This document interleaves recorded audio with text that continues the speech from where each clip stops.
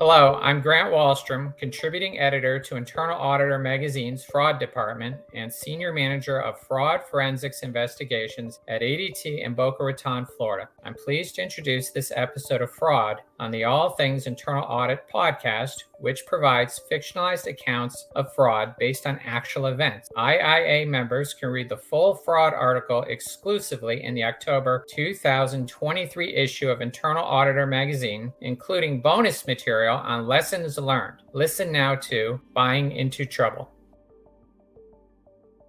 Part 1. Expanding the Toolbox. Millbrook, a manufacturer of mid-grade tools at moderate prices, was a growing company. So, it was no surprise when owner Jonas Johnson jumped at the chance to purchase Bench Incorporated, a producer of specialty wrenches. Bench owner Paul Lacey was looking to retire, and he quickly agreed to Johnson's market-friendly offer. Although due diligence was performed as part of the acquisition, it was now up to Millbrook Internal Auditor Esther Ludgate to confirm if Bench was the company it claimed to be. Ludgate's assignment took her to Kansas City, where Bench is based. Upon her arrival, she found the company parking lot empty and the building locked. She had just taken a sip of her coffee when a car pulled up. A woman emerged and apologized profusely before she introduced herself as the accounting manager, Nellie Orson. While unlocking the doors, Orson admitted she was late because she had overslept. She said she had been working late hours because all of Bench's staff abruptly quit the previous week after learning the company had been sold. Orson showed Ludgate around and shared some of the company's history. Over more than 25 years, Bench had grown steadily and its staff had always been a close-knit group. Orson directed Ludgate to an office she could use during the audit and provided a computer, both of which had been previously used by Orson's assistant, Kyla Corey. Ludgate's work plan was straightforward. She would review vendor-submitted invoices and the accounts receivable and verify that the accounts reflected what the financials stated. She knew the potential for manipulation in those accounts and wanted to make sure Millbrook didn't overpay for Bench. Looking around the office, Ludgate had a feeling something was amiss. The room was disorganized, with papers everywhere. The nearest filing cabinet was stuffed with documents, mixing receivables paperwork, bills, bank statements, and tax notices. Ludgate tracked down the master vendor file using Corey's computer and easily gained access without even having to enter a password. Part 2. A wrench in the works. The vendor master file, which appeared never to have been updated, included thousands of names. Indeed, every vendor who have ever submitted an invoice and supplied goods and services was still listed. However, the lengthy file had numerous blanks where information was missing that should have been included. Ludgate sighed and chose 55 names to inspect that were missing information such as phone numbers and addresses. As she looked over the information, one name stood out: Super Supply.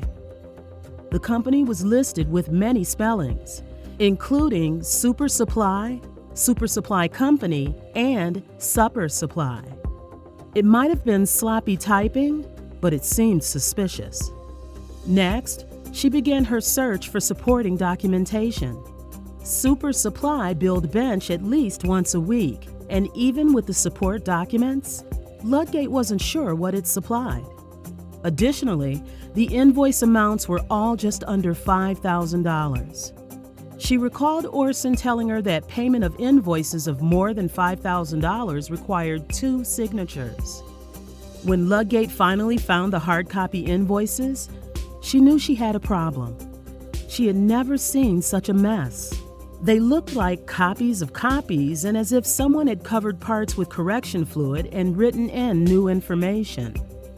The combination of printed and handwritten text and other seemingly random areas whited out made Ludgate suspicious. Someone was trying to cover up a processing stamp. Even the invoice numbers stood out. They were consecutively numbered. as if Bench was Super Supply's only customer. A pile of fake invoices was not what Ludgate expected to find at Bench.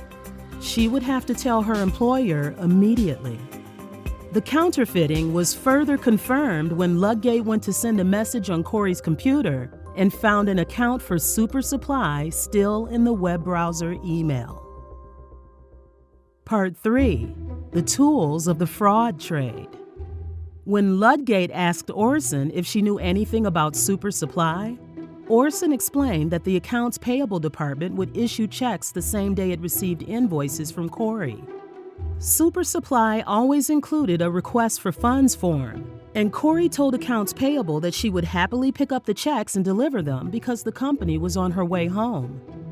Ludgate had Orson find the copies of the blank checks, and she saw that someone named Katie Smith cashed them at a few different money service stores.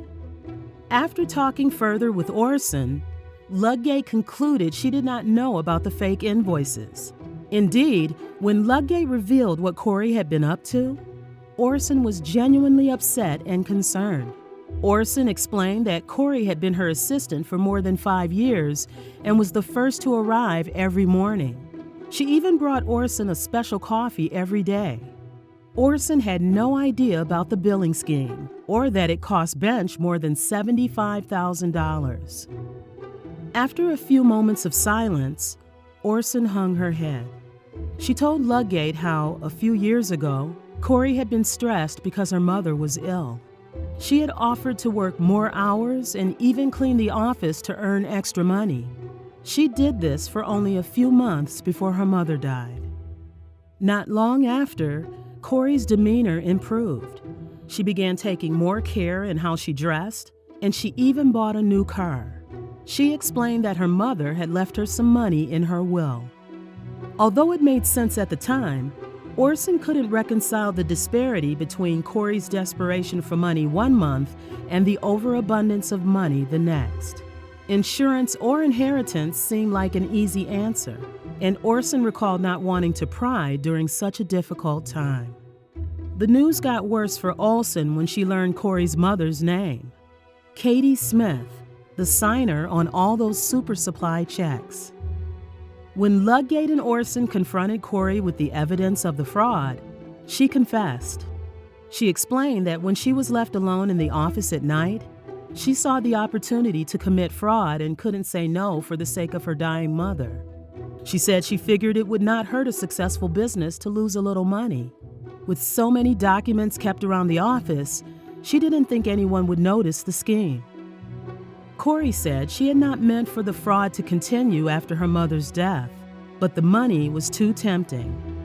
When she learned Lacey had sold the business, she promptly left, hoping the new owner would not find out about her scheme. Corey eventually agreed to a deal with prosecutors that included paying restitution to the company.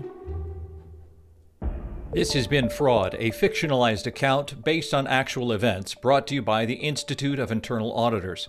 IIA members can access the full story in the October 2023 issue of Internal Auditor magazine, including bonus material on lessons learned.